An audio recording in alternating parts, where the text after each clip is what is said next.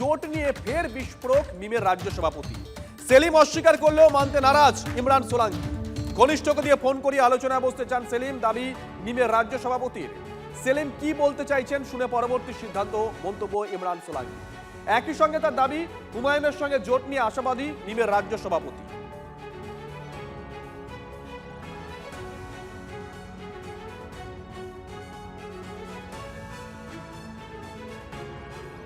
এইবার পশ্চিমবাংলা বিধানসভা আমরা যাকে বলবো উঠবে, যাকে বলবো বসবে।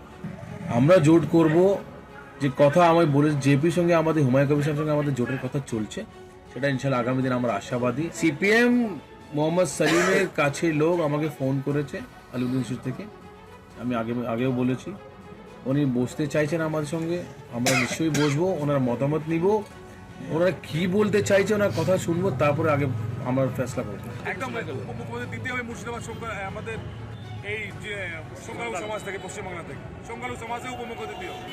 একটা কথা বলবো, একটা কুর্সিতে 4টে পায়া হয়, 4টার মধ্যে একটা বিধানসভাতে আমরা থাকবো।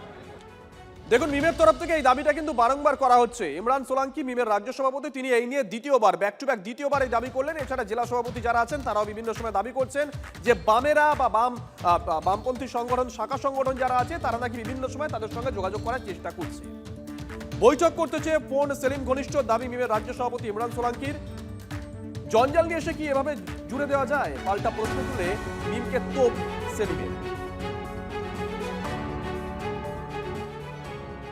কোথায় কার কি একটা জঞ্জাল দিয়ে এসে তারপর আমার সঙ্গে তার দুটো লাগিয়ে একটা স্ক্রিন প্লে লাগিয়ে দেওয়া যায়। আমি তাকে চিনিও না। তিনি বলছেন যে তাকে ফোন তিনি বলছি আমি তাকে চিনি না তো। ইমরান সোলাঙ্কি মিমের রাজ্য সভাপতি, ব্যাক টু ব্যাক দুদিন তিনি দাবি করলেন যে বামেদের তরফ থেকে, মানে সিপিআইএম এর তরফ থেকে নাকি তার সঙ্গে যোগাযোগ করা হয়েছে। যদিও মোহাম্মদ সেলিম তিনি বলছেন যে উনি ইমরান সোলাঙ্কিকে চেনেন না। পাশাপাশি এই প্রশ্ন তুলেছেন যে জঞ্জাল নিয়ে এসে কি জুড়ে দেওয়া যায়। তৃণমূল কংগ্রেস গোটা বিষয়টা কিভাবে দেখছে, জয়প্রকাশ মজুমদার এই মুহূর্তে আমাদের সঙ্গে রয়েছেন। জয়প্রকাশ বাবু, জোট রাজনীতি আপনারাও একটা সময় করেছেন কেন্দ্র এবং রাজ্যে, এই জোট এবং জট কিভাবে দেখছেন? না, এখন তো সব সুবিধেবাদী হয়েছে, মানুষের পাশে দাঁড়ানোর জোট তো হচ্ছে না।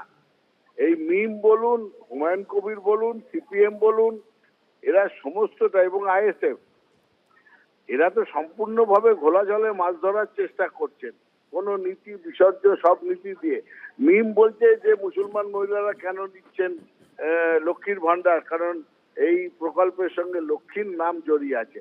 বাংলায়, পশ্চিমবঙ্গে এই রকম অন্ধ ধর্মের কারণে তো রাজনীতি হয় না, ধর্মান্ধতা নিয়ে রাজনীতি হয় না। কিন্তু এরা এইটাই করছেন, সেটা আইএসএফই বলুন আর সিপিএমও নেমে পড়েছে এখন ধর্মের রাজনীতিতে। খুব দুঃখের বিষয়, যারা আগে ছিল প্রবক্তা যে ধর্মকে দূরে রাখতে হবে রাজনীতির সঙ্গে, আজকে তারাই কোমর বেঁধে নেমে পড়েছে শুধু ধর্মের রাজনীতি করব। আর বিজেপি তো আছে হিন্দু ধর্মের রাজনীতি, তার মাঝখানে একমাত্র ধর্মনিরপেক্ষ শক্তি হচ্ছে মমতা বন্দ্যোপাধ্যায়। তাই জন্য এইসব জোটকে আমরা পাত্তা দিচ্ছি না, মানুষও পাত্তা দেয় না। মানুষ মনে করে না এরা কোনোভাবে প্রাসঙ্গিক, বাংলার রাজনীতিতে এদের কোনো স্থান আছে। ধন্যবাদ জয়প্রকাশ বাবু। জয়প্রকাশ বাবু দাবি করলেন একমাত্র ধর্মনিরপেক্ষ শক্তি এ রাজ্যের ভিত্তিতে তৃণমূল কংগ্রেস। যদিও কয়েকদিন আগে তৃণমূল কংগ্রেস গোয়ায় গিয়ে যে রাজনৈতিক দলের সঙ্গে জোট করেছিল, গোমন্তক পার্টি, তার একটা সময় এনডিএ ছিল, পরবর্তী সময় জোটের কি হয়েছে সেটাও আমরা দেখেছি। এই মুহূর্তে আমাদের সঙ্গে রয়েছেন বিজেপি নেতা জগন্নাথ চট্টোপাধ্যায়। জগন্নাথ দা, শুভজিৎ রয়েছি। জগন্নাথ দা, এর আগে আপনার সাংবাদিকতা কেরিয়ারে বহু জোটকে তো সামনে থেকে দেখেছেন। আপনার রাজনৈতিক কেরিয়ারে যাদের সঙ্গে আপনাদের আদর্শগত লড়াই, সেই বামেদের অবস্থান, বামেদেরকে নিয়ে কখনো হুমায়ুন কথা বলছেন, কখনো মিম কথা বলছে, কিভাবে দেখছেন বিষয়টা?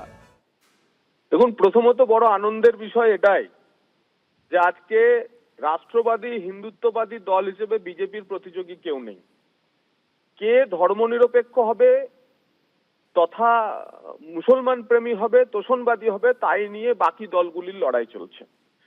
তাই এটা বড়ই শ্লাঘার বিষয় যে আমরা যে দলটি করি, সেই রাষ্ট্রবাদী হিন্দুত্ববাদী দল, তার কোনো প্রতিযোগী পশ্চিমবঙ্গের মাটিতে নেই। এবং বিজেপির সবচেয়ে বড় সাফল্য এটাই যে এবার উল্টো দিকের যারা দল আছেন, যারা সো কল লিবারাল ধর্মনিরপেক্ষতাবাদী নাকি দল, তারা নিজেদের মধ্যে প্রতিযোগিতায় নেমেছেন।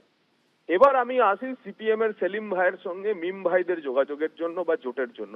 দেখুন, সেলিম ভাইদের সঙ্গে আসাদুদ্দিন ওয়াইসির মিম ভাইদের মিত্রতা হচ্ছে স্বাভাবিক মিত্রতা। এই মিত্রতা হওয়াই স্বাভাবিক এবং সেটাই হবে, যদি না হিজাব দিদিমণি মাঝপথে কোনো অন্তরায় হয়ে দাঁড়ায়। কারণ হিজাব দিদিমণির চিত্রনাট্যেই সেলিম ভাইরা এখন নৃত্য করে। তো তার ফলে তৃণমূলের মুখপাত্র কি বলছেন সে দিয়ে বিশেষ মাথা ঘামিয়ে লাভ নেই। তৃতীয় যে বিষয়, সেটা সবচেয়ে আরো বড় আশার কথা, যে পশ্চিমবঙ্গের মাটিতে দাঁড়িয়ে এই তোষণবাদের রাজনীতির ফলে যে মুসলিম আইডেন্টিটি পলিটিক্স তৈরি হলো, এই হুমায়ুন বলুন, মিম বলুন, নওশাদ সিদ্দিকীদের রাজনীতি তৈরি হলো, তাতে অন্ততপক্ষে পশ্চিমবঙ্গের মুসলমান সমাজ তৃণমূলের থেকে মুখ ফেরাচ্ছে। যদিও বুঝতে পেরেছি। আরো বড় বিপদ, এবং সেই বিপদের মোকাবেলা বুঝতে পেরেছি। একমাত্র বিজেপিকেই করতে হবে। ধন্যবাদ জগন্নাথ দা। আচ্ছা, হুমায়ুনের দলের সঙ্গে কি জোট বাঁধবে সিপিএম আইএসএফ? সব পক্ষের সঙ্গে আলোচনা চলছে। 25শে ফেব্রুয়ারির মধ্যে জোট চূড়ান্ত হয়ে যাবে। জোট হলে 135-এর নিচে নামবেন না। জোট হলে একমাত্র মোহাম্মদ সেলিমের নেতৃত্বই মানবেন, দাবি করেছেন হুমায়ুন।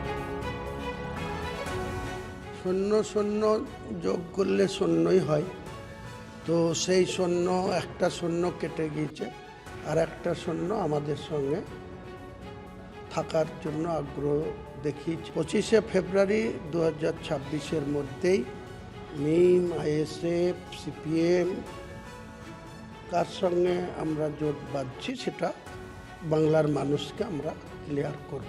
যদি আমাদের সঙ্গে জোট হয় সেক্ষেত্রে তো আমার সিট শেয়ারিং কমে যাবে, কিন্তু আমি যতই কমুক আমি 135-এর নিচে আমি নামব না। যদি জোট না হয় তাহলে আমি একাই 182টা আসনে প্রার্থী দেব। আমার মূল টার্গেট তৃণমূলকে পরাজিত করা এবং বিজেপিকেও মেজরিটিতে না পৌঁছাতে দেওয়া। সেক্ষেত্রে নেতৃত্ব যদি, জোটের নেতৃত্ব যদি সেলিম সাহেব দেয় সেটাও আমি মানি, কিন্তু অন্য কাউকে জোটের নেতৃত্ব মানব না। দেখুন, ইলেকশন আগে ঘোষণা হোক, প্রার্থীর লিস্ট বেরোক, তারপরে আলোচনা করবেন। এইসব অনেক হাওয়া ফাঁকা হয়, সবাই দেয় ইলেকশনের আগে। দেখতে থাকুন কি হচ্ছে।